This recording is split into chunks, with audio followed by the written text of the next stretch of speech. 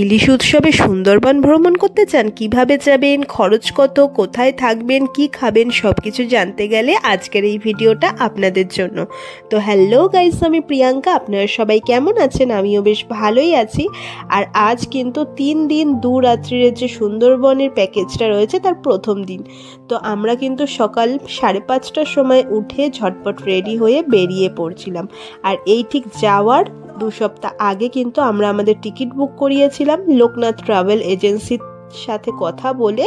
আমরা মাথা পিছু উইথ এসি 3,500 টাকা করে টিকিট বুক করিয়েছি, নন এসিতে ছিল 800 টাকা। তো যাই হোক, ট্রেনে করে আমরা যাচ্ছি। আর আমাদেরকে কিন্তু বলে দেওয়া হয়েছিল যে শিয়ালদা থেকে সকাল 7:40 ক্যানিং লোকাল ধরে ক্যানিং চলে আসতে। তো সেই কথা মতনই আমরা 7:40 ক্যানিং লোকাল ধরে ক্যানিংয়ে চলে এসেছি। আর এখানে কিন্তু আমাদের পুরো ইনফরমেশনটা দিয়ে দিয়েছিল যে ট্রেনের লাস্টের বগির দিকে উঠে লাস্টের দিকে চলে আসতে প্ল্যাটফর্মে।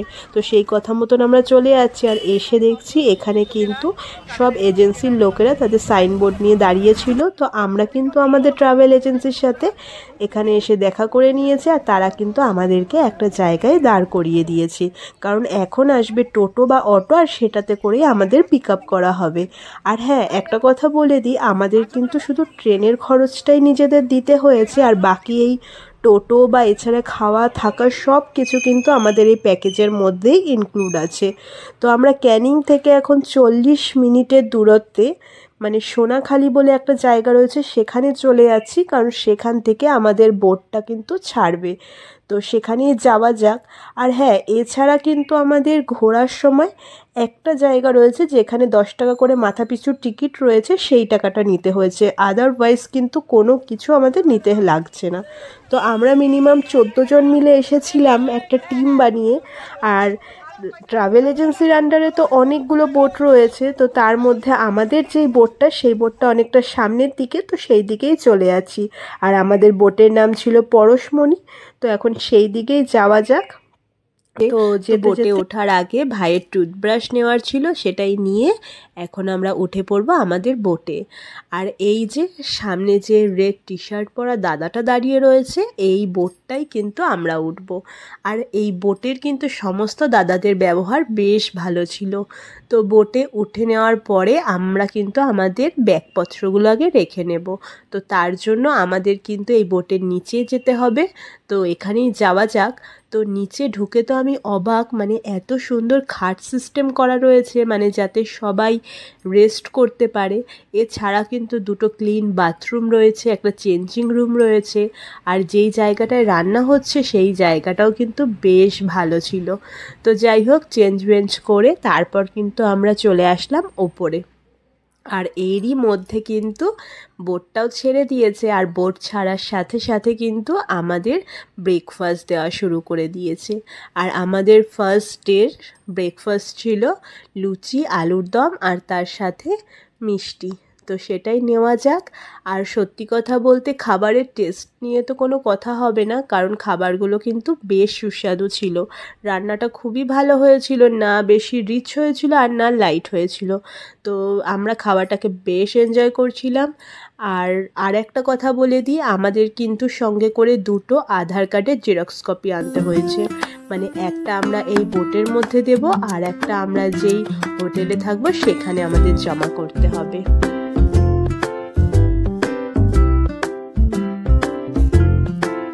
ব্রেকফাস্ট শেষ করার 5 মিনিট পরে আমাদেরকে দিয়ে দেওয়া হলো মাজা। আর সত্যি কথা বলতে এখানে কিন্তু একের পর এক খাওয়া দাওয়া। তো যাই হোক, সেটাকে বেশ এনজয় করছিলাম। আর এরকম বোটে দাঁড়িয়ে পুরো সুন্দরবনটাকে দেখার কিন্তু মজাটাই আলাদা। তো এটাই কিন্তু এনজয় করছিলাম। আর এটা দেখতে দেখতে এরই মধ্যে আমাদেরকে দিয়ে দেওয়া হলো গরম গরম চিংড়ি মাছের পকোড়া। আর সবথেকে মজার ব্যাপার হলো এইটা কিন্তু 2nd বার রিপিট করা হয়েছিল। তো খেতে তো বেশ ভালো ছিল। ছিল সেটাকেই খেয়ে নিচ্ছিলাম।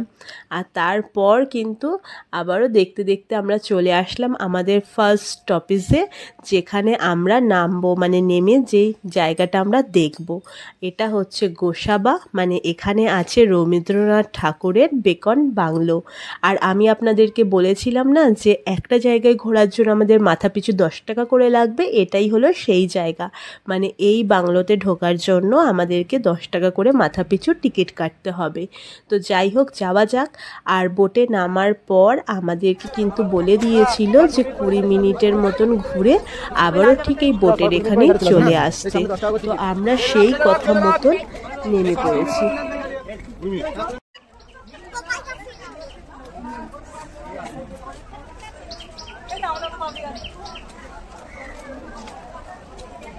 এখানে কিন্তু বেশ অনেক দোকানপাট ছিল, তবে প্রচণ্ড গরম ছিল, তাই ভাবলাম যে এখান থেকে টুপি কিনে নিই।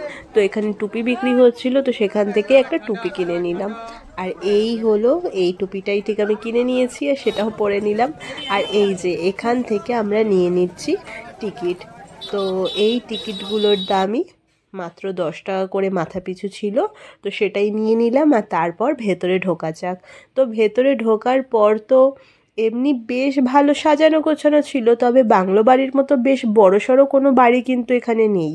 এখানে রয়েছিল একটা কাঠের বাড়ি, আর বাড়িটা ছোট্টর মধ্যে ছিল, তবে এমনি আশেপাশের জায়গাটা বেশ ভালো লাগছিল। আর যেহেতু রোদ ছিল তাই জন্য আরও বেশি ভালো লাগছিল। বৃষ্টি হলে একটু জলটা সাইডে জমে যায়, তো সেই টাইমটা অতটা এনজয় করা যায় না।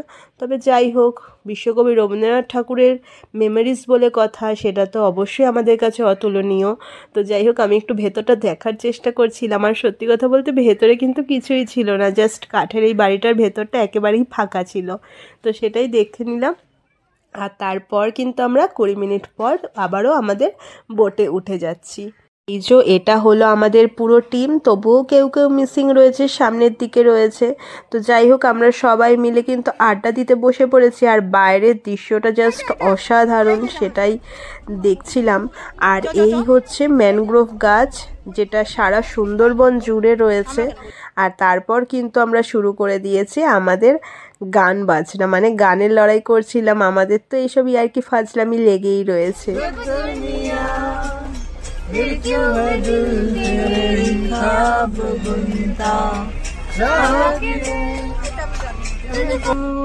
जीवन में सांसें देकर अपनी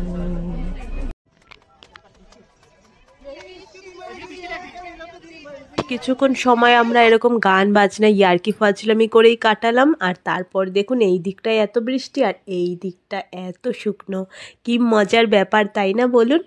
তো তারপর কিন্তু দুপুর 1টার সময় চলে আসলো আমাদের লাঞ্চ। আর এখানে কিন্তু খাওয়া দাওয়া একেবারে টাইম টেবিল মতন দেয়।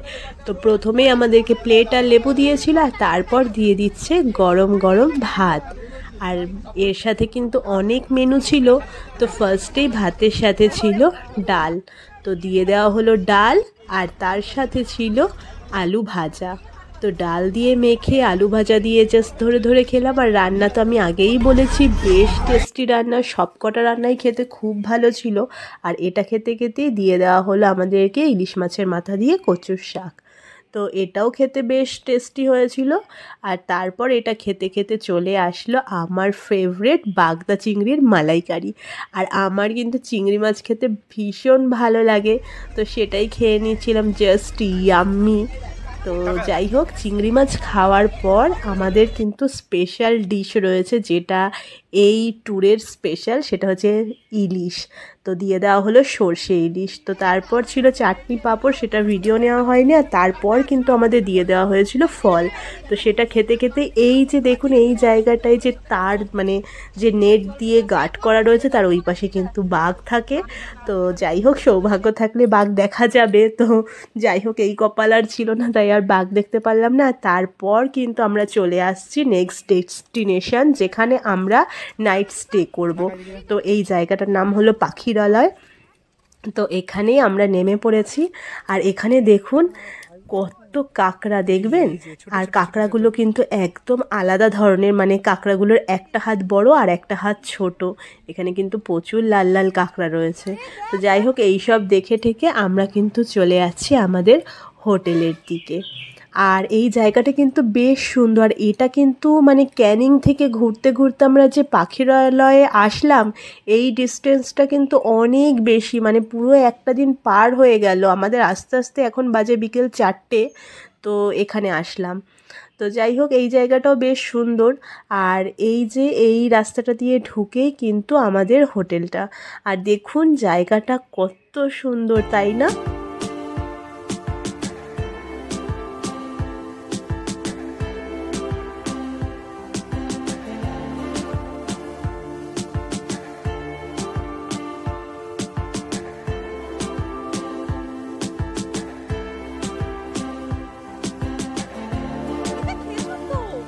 যেতে যেতে কিন্তু বেশ একটা জিনিস দেখতে পাচ্ছি, এটা হচ্ছে দেশি খেজুর গাছ। কি ভালো লাগছে, তাই না?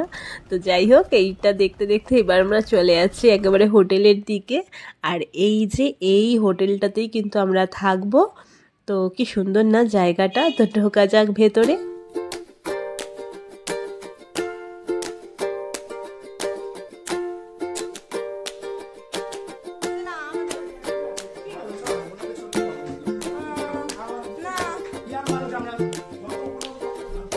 হোটেলে চেক ইন করার পর আমরা চলে যাচ্ছি আমাদের রুমে। আর যেহেতু আমাদের এসি রুম ছিল, তাই আমাদের রুমটা ছিল 3তলার ওপরে, মানে নিচতলায় কোনো এসির ব্যবস্থা নেই। যত এসি রুম সব দোতলা আর 3তলা জুড়ে। তো আমাদের রুমটা 3তলার ওপরেই ছিল।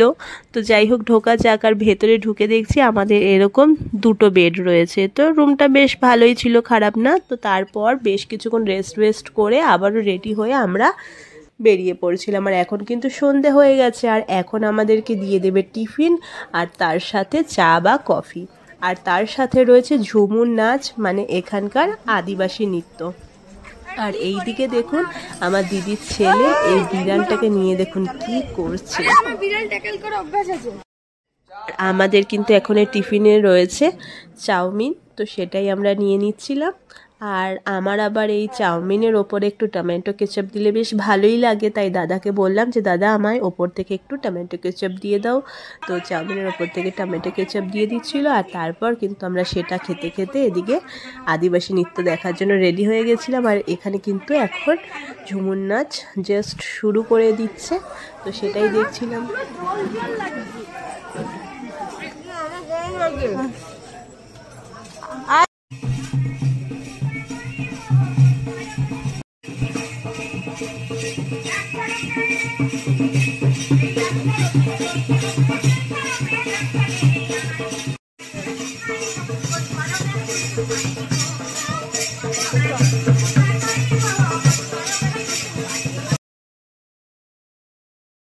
কিছুক্ষণ এখানে কাটানোর পর এবার আমরা চলে যাচ্ছি একটু বাজারে। দেখি বাজারটা ঘুরে এখানে কি কি আছে।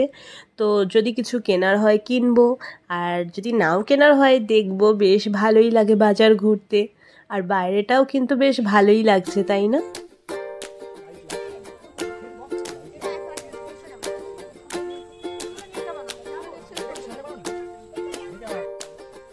এখানকার দোকানগুলোর মধ্যে তো নানা রকম কাঠের জিনিস বিক্রি হচ্ছে। আর তার থেকেও বেশি যেটা বিক্রি হচ্ছে সেটা হলো এখানকার খাঁটি মধু। আর হ্যাঁ, সুন্দরবনের কিন্তু এইগুলো সব থেকে বেশি ফেমাস, তাই না? তো যাই হোক, আসলটা তো আর হলো না, এই নকলগুলো দেখেই মন ভরিয়ে নিচ্ছি। তো আমার তো মনে হচ্ছিল সব কটাই নিয়ে নিই, তো সেগুলো তো আর নেওয়া হলো না। তার মধ্যে আমি নিয়ে নিয়েছিলাম এই যে এই কচ্ছপ। কি কিউট লাগছে, তাই না? তো যাই হোক, কেনাকাটা সেরে ঠেরে আমরা চলে এসেছি আবার আমাদের হোটেলে। আর এবার কিন্তু আমরা আমাদের ডিনারটা সেরে ফেলবো। তো তার জন্য যেখানে ডিনার দেওয়া হচ্ছিল সেই জায়গাটায় চলে এসে আমরা বসে পড়লাম। আর এরই মধ্যে আমাদের দিয়ে দেওয়া হলো পাতা। আর এখন ডিনারে রয়েছে গরম গরম ভাত, তার সাথে মুসুর ডাল, আলু ভাজা আর মাটন কষা, আর তার সাথে রয়েছে স্যালাড। তো বসে পড়েছি। আর এখন কিন্তু ভাতে চলে এসেছে ডাল আর আলু ভাজা। তো এটা খেয়ে নিয়ে তারপর আমাদের পাতে চলে আসলো মাটন। আর সব থেকে ভালো ব্যাপার হলো এখানে কিন্তু মাটন আনলিমিটেড, মানে যে যতটা খেতে পারো তাকে ততটা পরিমাণেই দেওয়া হচ্ছে। তো মাটন খেতে তো আমার বেশ ভালো লাগে, তাই বেশ একদম আঙুল চেটে পুটে খেয়ে নিলাম। আর খাওয়া দাওয়া শেষ করে কিন্তু আমরা চলে গিয়েছিলাম নদীর পাড়ে। সেখানে বেশ অনেকক্ষণ টাইম কাটিয়েছিলাম, ভীষণ ভালো লাগছিল। তো সেই ভিডিওটা তো আর নেওয়া হয়নি। আর এই প্রথম দিনটা কিন্তু আমরা এভাবেই কাটালাম। তো আসছি আবার পরের দিনের ভিডিও নিয়ে। তো আজকের মতো এইটুকুই, টাটা।